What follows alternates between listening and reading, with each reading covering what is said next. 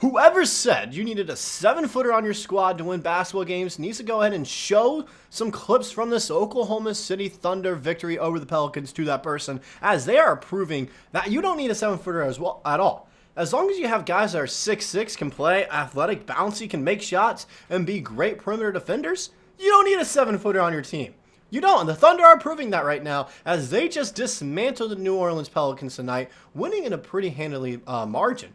I mean, it was just an impressive outing the entire night. Dub went off, his best game of the season. Shai Gilgeous-Alexander also had another great performance. Our bench guys were going off. Cason Wallace playing great defense. Dort playing great defense. Aaron Wiggins saving basketball. Isaiah Joe out there doing his thing. Everyone doing their thing. Kenny Hustle being back out there, acting as our small ball center. Everyone was doing their part, and it was working perfectly. Now, the offense could have been a little bit better.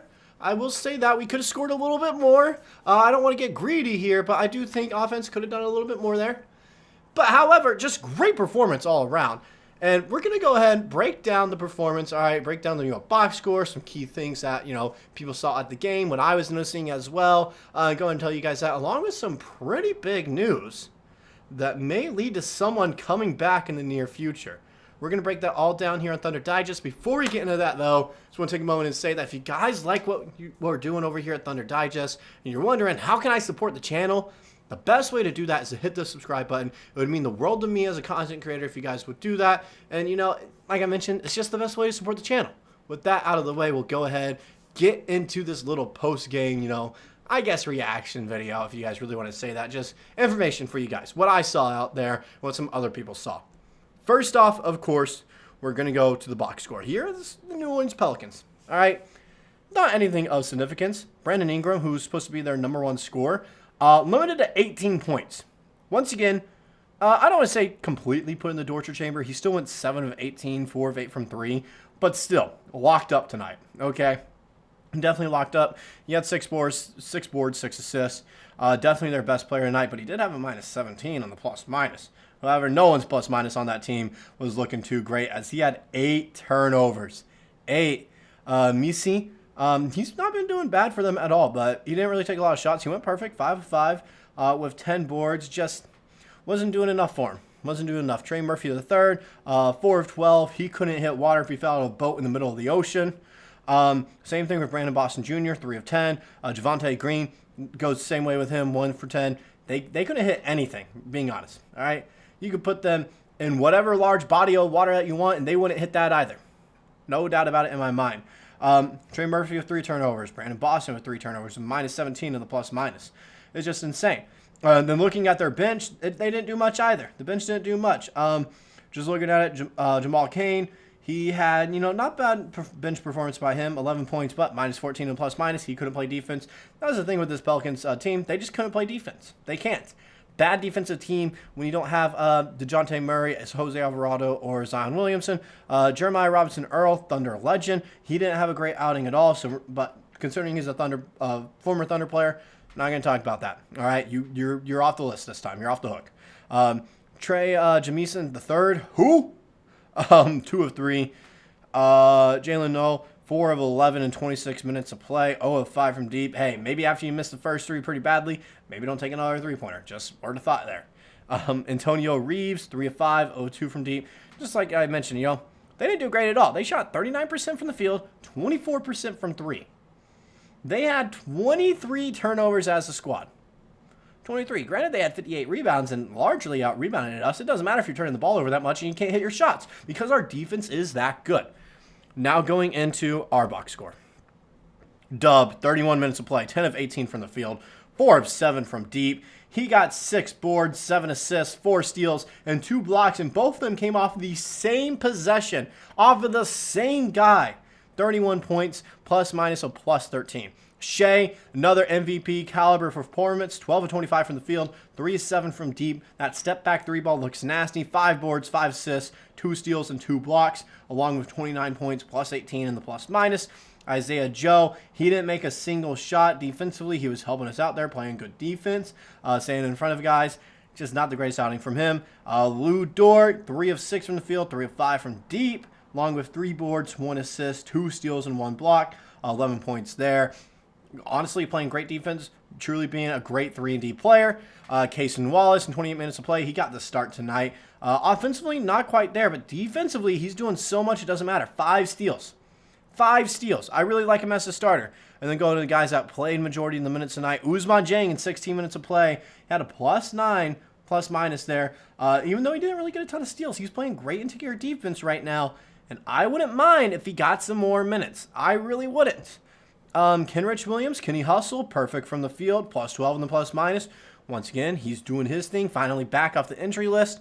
Aaron Wiggins, saving basketball off the bench. 4 of 11 from the field. +13 on the plus minus there. 5 boards and 3 assists.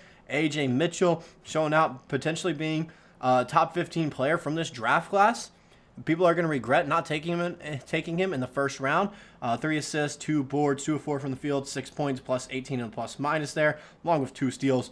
This team was just insane. And we didn't even shoot the ball all that great from the field. Only 44% from the field. Only made 39 of our 88 shots. However, we went 15 of 39 from 3. You win a lot of games doing that. Also, when you force 23 turnovers like that, and you have 16 steals, you can win a lot of games doing that. Some key things that stood out to me that I think all the people got in tweets very well that we're going to highlight. First thing, Oklahoma City has improved to 10-2 following a 106-88 win over New Orleans. This is what stands out to me right here.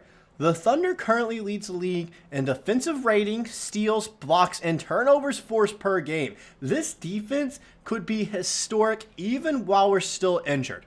So this is a defense that everyone has to keep their eyes out for because, yes, all right, we are injured right now, but this defense still is so good without these key players. This was also without Alex Caruso. This defense is so good without these key players that it doesn't matter who they play. They're going to make it a game, all right?